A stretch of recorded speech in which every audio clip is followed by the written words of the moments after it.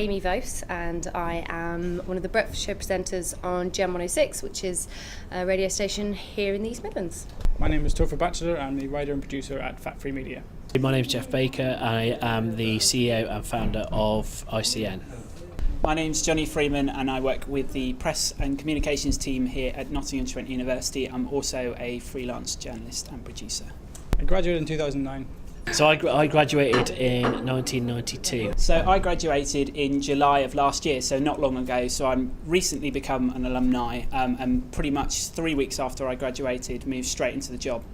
I studied broadcast journalism, BA Hons at Trent. I did a degree in economics and politics, which at the time obviously everyone said to me, "Are you going to become Chancellor of the Exchequer, or what else are you going to do with it?" Yeah. And it was actually a humanities course that I started on, and then you'd specialise as you went through into the second and third years. So I studied BA Broadcast Journalism, 3-year undergraduate course at the City campus at Nottingham Trent University. So it's kind of felt like I've gone from my degree straight into my job and kind of follow-up year in a way. So still kind of feel like a student, but not really as well. A couple of years ago, we won a Sony Gold Award for the Best Breakfast Show. I don't know if you've heard of the Sony Awards, but in radio, we kind of call them the Oscars of radio. It's probably more the Brit Awards of radio. We try and tell ourselves that. So it's something we'd always wanted to win. Very excited about it. So that happened a couple of years ago. And then last year was even more exciting because we not only got nominated for the same category again, and we won bronze for that, but we were also nominated in another award, which, to be quite honest, when they were doing the nominations, they stream it live and you hear who's going to be nominated, and I wasn't really paying attention to this category because it is usually saved for national broadcasters, and so they were reading out the nominations, which were Chris Evans, Graham Norton, Mark Radcliffe, Christian O'Connell, and then they announced Sam and Amy, which I think was a bit of a shock for everyone, including ourselves, which was a pretty incredible feeling. I actually laughed out loud because I assumed it was a mistake. But it turns out it wasn't, and we were nominated and we actually beat them and got gold and took that home that year.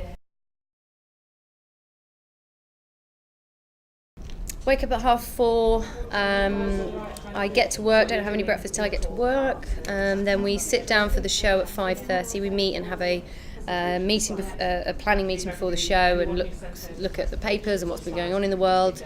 That takes half an hour, and then the show, we're on air 6 till 10 a.m.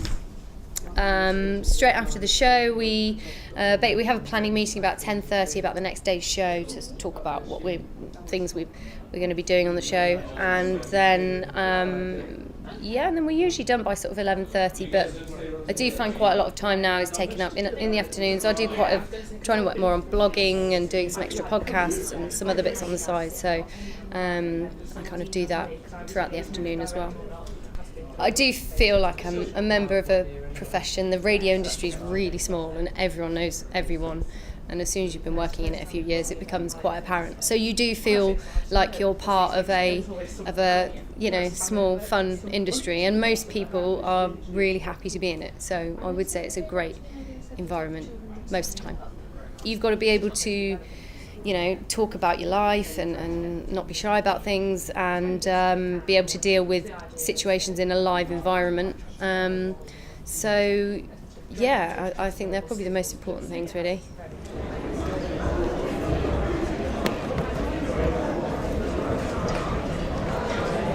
I'm Topher Batchelor. I'm the writer and producer at Fat Free Media. I studied broadcast journalism.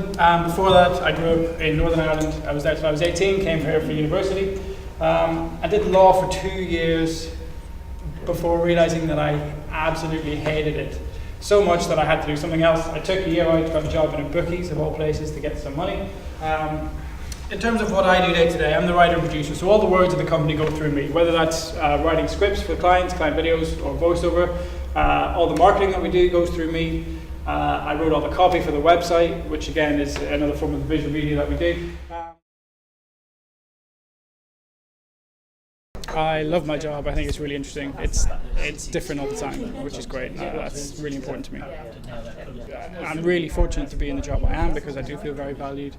and that goes a long way to just making me a happier person. We're a small company, there are only 6 of us full-time at the moment. That's going to grow hopefully quite soon, but it's important for us all to be getting better and to be learning from each other, but to be getting to where we want to be individually will help the company get to where it wants to go, I guess. And so we do spend a lot of time, and the creative director does, the founder of the business does, trying to figure out what people want to achieve and how they can get there, and then putting time into making that happen. So in my last one-to-one, for example, I have a list of objectives that I'm meant to kind of meet, or that will help me get to where I want to go before my next one-to-one in a couple of months. So there's a lot of things in place that help me develop, and it's great because you come out of university and you don't really know that much a lot of the time in terms of your experience, and so being somewhere where you're going to get that support and you're going to get people that want to help you to where you want to go, the continued professional development is a big part of that, and if you can feel supported from your company, it's a really big thing.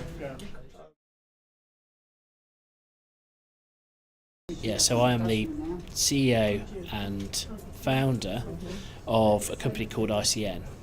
So we're primarily an apps company, and we partner with celebrities. So in the app space, there is not because I want to go to celebrity parties ever, but the reality is having worked in magazine publishing, what I've really done is I've replaced the authority and the credibility of a magazine, which takes 10-20 years to build up, or it can take that long, with instant credibility and authority of a celebrity in a given niche. Okay. And so if you want to learn about dancing, you'll listen to Vincent and Flavia. You're not going to listen to David Gandy. You'll listen to David Gandy about style. You'll listen to Jimmy Anderson talk about cricket. So that's why we've tried to use it. I mean, we've developed a portfolio of apps. Oh, okay. We've got 14 apps out in the UK, in the US, and most recently in India. So we've got about 7 staff at the moment, all of whom are, with the exception of myself, all of whom are graduates with less than 2 years experience from their graduation date was within the last 2 years, and they're all from NTU and UON. So my current job title is Communications Assistant, and essentially what that means is I work with our press team. So the university has a team that represents the university's work with academics, with schools, with experts within the university and students in the news agenda. So when you hear stories, say for example about natural disasters, one of our experts will be speaking about that, say in kind of the Daily Mail or BBC News. This is my first full-time job within the industry. I've done a lot of work experience, and I'm also the freelance side of what I do is my careers and passions are drawn towards broadcasting and radio and television, particularly radio. So that is where I've done kind of a lot of work experience and placements, and I'm still doing that now, trying to get freelance work. But at least once a week I'll try and look on jobs websites or be updating my LinkedIn, which is something I know that quite a lot of people try to use to build up their CVs and build up their experience. Twitter is another one as well, because I follow quite a lot of Twitter accounts that advertise jobs or media people that are saying, oh, I need work for this. So yeah, I spend a lot of time on websites trying to find work or trying to network, but also emails is a big thing.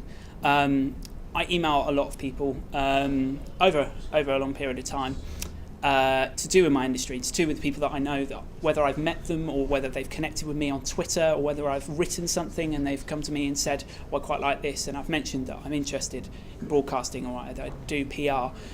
So yeah, I find myself on job websites or updating my LinkedIn or updating my CV probably at least once a week, more than that.